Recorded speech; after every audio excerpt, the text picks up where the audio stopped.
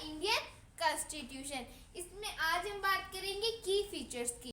इसके पिछले वीडियो में हमने क्या देखा था? इसके पिछले वीडियो में हमने देखा था कॉन्स्टिट्यूशन क्या होता है। कॉन्स्टिट्यूशन एक रिटन डॉक्यूमेंट है जिसके अंदर हमें रूल्स मिलते हैं, और हमने देखा था कि नीड ऑफ कॉन्स्टिट्यूशन, हमें कॉन्स्टिट्यूशन की जरूरत क्यों पड़ती है। अब हम की फीचर्स की बात कर लेते हैं। तो Indian national movement and the imagination of free India. Indian national movement के टाइम पर हमारे जो लीडर्स थे वो ये सोच रहे थे कि जब हमारा इंडिया फ्री हो जाएगा, जब हमें इंडिपेंडेंस मिल जाएगी, तब हमारा इंडिया कैसा होगा। वो हमारे जो लीडर्स थे वो ऐसा सोच रहे थे। तो वो हमारे इंडिया के अंदर डेमोक्रेसी लाना चाहते थे। डेमोक्रेसी मतलब वो जनता का राज लाना चाहते थे। जो हमारे सिटीजन्स है वो अपना वोट देकर अपने जो प्रतिनिधि है उसको चूज करें। वो डेमोक्रेसी लाना चाहते थे। क्यों लाना चाहते थे?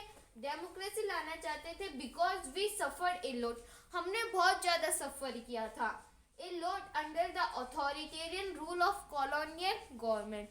अत्याचारी रूल, अथॉरिटेरियन रूल मतलब जो ब्रिटिशर्स का अत्याचारी रूल था उसके अंदर हमने बहुत ज्यादा सफर किया था। अत्याचारी रूल था किसका? कॉलोनियल गवर्नमेंट का। उसके अंदर हमने बहुत ज्यादा सफर किया था। उसके अंदर equal participation in decision making. वो ब्रिटिशर्स की जो गवर्नमेंट होती थी वो क्या करती थी? वो हमें पार्टिसिपेट, वो जो भी डिसीजन लेती थी, जो भी पॉलिसी लाती थी, जो भी लॉ लाती थी, उसके अंदर हमें इंडियंस को बिल्कुल भी पार्टिसिपेट नहीं होने देती थी। वो खुद ही तो लॉ बना लेती थी और खुद ही डिसीजन बना लेती थी। इसी कारण हमारे लीडर्स के दिमाग में सबसे पहले अपने कॉन्स्टिट्यूशन के अंदर डालने के लिए डेमोक्रेसी आई। वो जनता का राज लाना चाहते थे, क्योंकि जो ब्रिटिश रूल थे वो किसी भी इंडियन को गवर्नमेंट के अंदर किसी भी इंडियन को क्या नहीं करना चाहते थे। वो जो भी कॉलोनियल गवर्नमेंट थी वो किसी भी इंडियन को पार्टिसिपेट नहीं करना चाहती थी डिसीजन मेकिंग के अंदर। तो जो हमारे इंडिया के अंदर कॉन्स्टिट्यूशन बनाया गया, but how does we achieve this? हमने उस कॉन्स्टिट्यूशन को कैसे अचीव किया? हमारे जो इंडियन लीडर्स थे उन्होंने कॉन्स्टिट्यूशन बनाया, तो किसी एक लीडर ने ही बनाया था या फिर और भी लीडर्स थे? हमारे कॉन्स्टिट्यूशन को किसने बनाया था? दिस वाज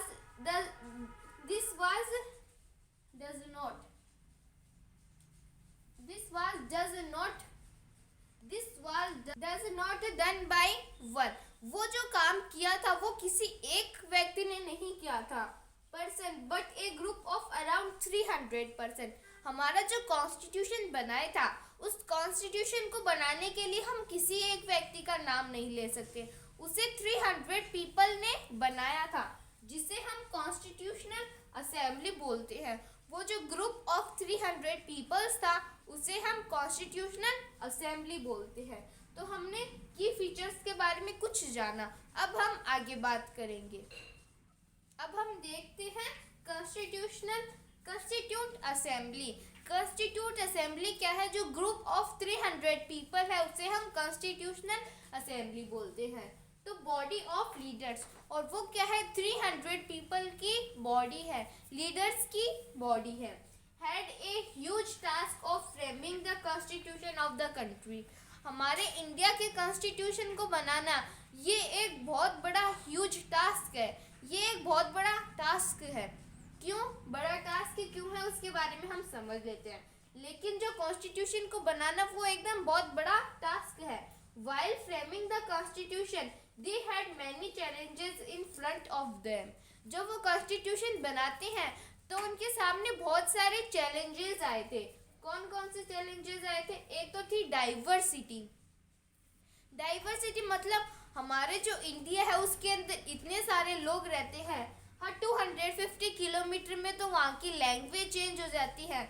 हर 250 किलोमीटर में वहाँ का ट्रेडिशन चेंज हो जाता है। तो डाइवर्सिटी बहुत ज़्यादा थी। और हमारे इंडिया के अंदर, हमारी कंट्री के अंदर रिलीजियस भी बहुत सारे थे। हिंदू, मुस्लिम, सिख, पता नहीं कौन कौन से क्या थे, कौन कौन सी डाइवर्सिटी थी, कौन कौन से रिलीजियस ग्रुप्स थे। और पार्टीशन। और उस समय क्या हो रहा था, इंडिया का और पाकिस्तान का पार्टीशन भी हो रहा था। जब हमारा जो इंडियन लीडर्स थे, जब वो कॉन्स्टिट्यूशन बना रहे थे, तब पार्टीशन हो रहा था, इंडिया और पाकिस्तान अलग हो रही थी। तब हमारा इंडिया का एक बहुत बड़ा पार्ट हमसे अलग हो चुका था। तब क्या था, वो हमारे लीडर्स के लिए एक बहुत बड़ा धक्का था। तो उस समय के उस टाइम पर क्या करना, कॉन्स्टिट्यूशन बनाना, ये एक बहुत बड़ा टास्क था। और हमारे लीडर्स ने एक ऐसा कॉन्स्टिट्यूशन बनाया जिसे हर रिलीजियस ने क्या कर लिया, एक्सेप्ट कर लिया, जिसे हर धर्म के लोगों ने मान लिया। तो डाइवर्सिटी, इतनी डाइवर्सिटी होते हुए भी उन्होंने एक ऐसा कॉन्स्टिट्यूशन बनाया जिसे हर धर्म ने, हर पूरी कंट्री के हर लोगों ने मान लिया। और इंटीग्रेशन ऑफ प्रिंसली स्टेट्स, और जो प्रिंसली स्टेट्स थे, जब इंडिया का और पाकिस्तान का पार्टीशन हो रहा था, तब उन प्रिंसली स्टेट्स को हमारे इंडिया के अंदर ही रखना, उन्हें पाकिस्तान के अंदर नहीं जाने देना और बाद में कॉन्स्टिट्यूशन बनाना, ये एक बहुत बड़ा टास्क था। उन्होंने हमारे जो प्रिंसली स्टेट्स थे उनको इंडिया के अंदर ही रखा, और जो प्रिंसली स्टेट्स को इंडिया के अंदर रखने का, जो भी पीपल्स थे इंडिया के, उनको पाकिस्तान के अंदर जाने से रोकने का क्रेडिट किसको दिया जाता है, सरदार वल्लभ भाई पटेल को। तो working over these challenges, constituent assembly gave a visionary document. Constituent assembly ने क्या दिया, एक विजनरी डॉक्यूमेंट दिया। इन चैलेंजेस पर क्या करते हुए, वर्क करते हुए, एक कॉन्स्टिट्यूशनल असेंबली ने एक विजनरी डॉक्यूमेंट दिया, एक कच्चा चिट्ठा तैयार किया। तो हमारे कॉन्स्टिट्यूशनल का जो ड्राफ्टिंग कमेटी मेंबर है, किसे बोला जाता है, ड्राफ्टिंग कमेटी मेंबर किसको बोला जाता है, भीमराव अंबेडकर को। Drafting committee member Bhimrao Ambedkar को बोला जाता है। अब diversity plus national unity. Diversity मतलब हमारे इंडिया के अंदर बहुत सारे लोग थे, प्लस नेशनल यूनिटी। और उन्होंने, हमारे इंडियन लीडर्स ने क्या किया, हमारे इंडियन लीडर्स ने हिंदू को और मुस्लिम को, दोनों को जोड़ के रखा, दोनों के अंदर इक्वलिटी, दोनों को यूनिटी के अंदर रखा।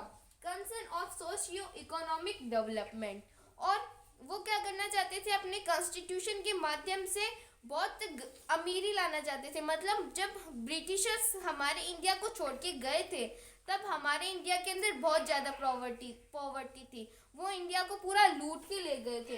तो वो क्या करना चाहते थे, सोशियो इकोनॉमिक डेवलपमेंट। वो कॉन्स्टिट्यूशन से हमारी कंट्री का ग्रोथ करना चाहते थे, हमारी कंट्री का डेवलपमेंट करना चाहते थे। तो ये तो था कॉन्स्टिट्यूशनल असेंबली के बारे में। अब हम आगे बात करेंगे। अब हम देखते हैं की features of the Indian constitution. Indian constitution के अंदर कौन कौन से की फीचर्स हैं। फर्स्ट है फेडरलिज्म। अब हम फेडरलिज्म की बात करेंगे। और कौन कौन से की फीचर्स है, पार्लियामेंट फ्रॉम द गवर्नमेंट। कौन सा है, पार्लियामेंट फ्रॉम द गवर्नमेंट। और सेपरेशन ऑफ पावर। एक तो है federalism, parliament from the government, separation of power, fundamental rights और सेक्युलरिज्म। अब हम इन सभी को डीप में समझेंगे। अब हम की फीचर्स के अंदर फेडरलिज्म की बात करते हैं। तो यहाँ पे फेडरलिज्म राइट कर देते हैं। किसकी बात करेंगे हम, फेडरलिज्म की। तो फेडरलिज्म के अंदर क्या होता है, 3 लेवल ऑफ गवर्नमेंट होती है। जो कंट्री की गवर्नमेंट होती है वो होती है सेंट्रल गवर्नमेंट, और एक स्टेट की गवर्नमेंट होती है स्टेट गवर्नमेंट, और एक विलेज की गवर्नमेंट होती है लोकल गवर्नमेंट। तो फेडरलिज्म के अंदर हमारे कॉन्स्टिट्यूशन ने जो भी लेवल ऑफ गवर्नमेंट है उसको क्लासिफाई कर दिया है, सेंट्रल गवर्नमेंट, स्टेट गवर्नमेंट और लोकल गवर्नमेंट। तो existence of more than 1 level of government in the country. एक कंट्री के अंदर 2 या फिर 2 से ज़्यादा किसका लेवल ऑफ गवर्नमेंट का होना जरूरी है।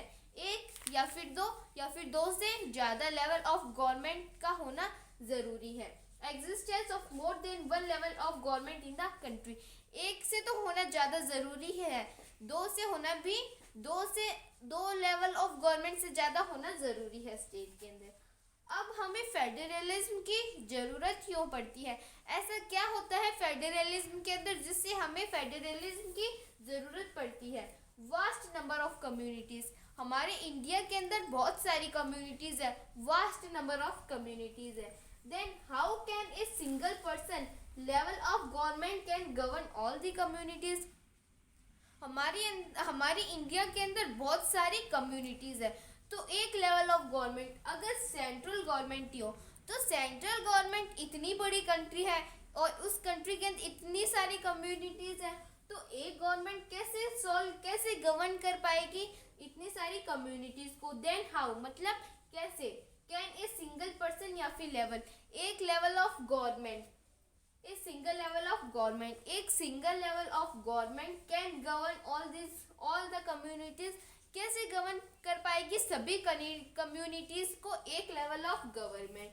It is important to have another level of government, इसीलिए हमें और भी लेवल ऑफ गवर्नमेंट की ज़रूरत पड़ती है। एक लेवल ऑफ गवर्नमेंट तो कोई भी काम नहीं कर पाती, क्योंकि इंडिया के अंदर बहुत सारी कम्युनिटीज़ है, तो और लेवल ऑफ कम्युनिटीज़ की ज़रूरत पड़ती है, एक से ये काम नहीं होता।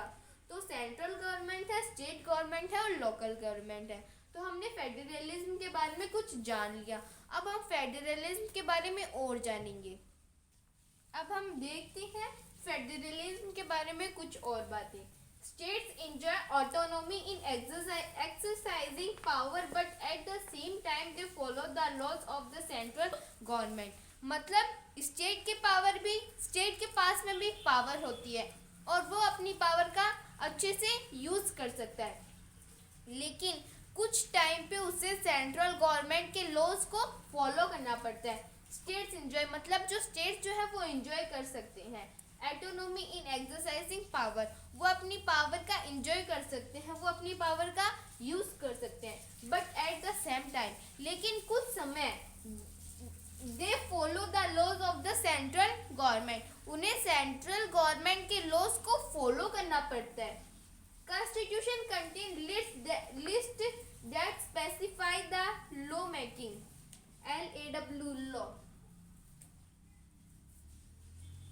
law making power of each tier. Constitution contains list, Constitution ने क्या किया है, हर टायर को, इन्हें टायर बोलते हैं। तो कॉन्स्टिट्यूशन ने लोकल गवर्नमेंट एक टायर है, स्टेट गवर्नमेंट एक टायर और सेंट्रल गवर्नमेंट एक टायर है। तो कॉन्स्टिट्यूशन ने इन तीनों टायर को क्या दिया है, लॉ बनाने की पावर दी है। Constitution contain list that specify the law making power of each tyre, उन्होंने इन सभी टायर को लॉ बनाने की क्या दी है, लॉ बनाने की पावर दी है। It also specify the source of money for each tyre of government, और इन सभी टायर को, ये सेंट्रल गवर्नमेंट को पता है कि उनके पास पैसा कहाँ से आने वाला है, स्टेट गवर्नमेंट को पता है कि उनके पास पैसा कहाँ से आने वाला है, जीएसटी से आने वाला है, कहाँ से आने वाला है पैसा उनके पास, ये इन सभी गवर्नमेंट लेवल ऑफ गवर्नमेंट को पता है।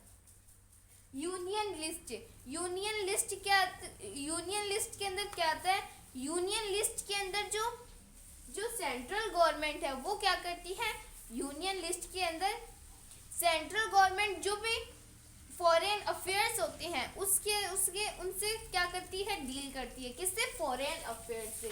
और स्टेट लिस्ट जो इम्पोर्टेड ट्रेड होता है, इंपोर्ट ट्रेड, एक्सपोर्ट ट्रेड, उससे संबंधित क्या करती है, लॉज बनाती है। और कंकरेंट लिस्ट क्या करती है, स्टेट भी और गवर्नमेंट भी, किससे, एजुकेशन से क्या बनाती है, लॉज बनाती है। यूनियन लिस्ट, स्टेट लिस्ट और कंकरेंट लिस्ट। यूनियन लिस्ट में जो सेंट्रल गवर्नमेंट होती है वो क्या करती है, फॉरेन अफेयर्स से लॉज बनाती है। स्टेट लिस्ट पुलिस के ऊपर और ट्रेड के ऊपर लॉज बनाती है। और कंकरेंट लिस्ट में एजुकेशन में स्टेट गवर्नमेंट और सेंट्रल गवर्नमेंट दोनों लॉज बनाते हैं। Under federalism the states are not merely agent of the federal government authority from the constitution as well. अब हम ये नहीं बोल सकते कि जो स्टेट गवर्नमेंट है वो क्या है, सेंट्रल गवर्नमेंट की एजेंट में है, सेंट्रल गवर्नमेंट ही सबसे ऊपर है, ये तो हमें पता है कि सेंट्रल गवर्नमेंट सबसे ऊपर है, लेकिन हम स्टेट गवर्नमेंट को सेंट्रल गवर्नमेंट की एजेंट भी नहीं बोल सकते।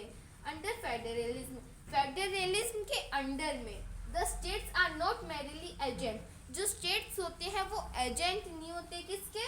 सेंट्रल गवर्नमेंट के, फेडरल गवर्नमेंट के, authority from the constitution as well.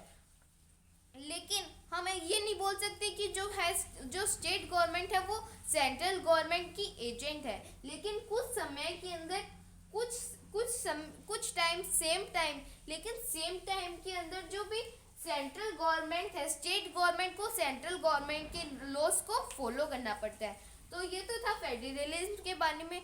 अब हमारे 4 पॉइंट्स और कुछ पॉइंट्स और रह गए हैं, तो आज के वीडियो में हम इतना ही करेंगे। मिलते हैं अगले वीडियो में। If you have any doubt, any query, then please ask me in the comments. Thank you so much.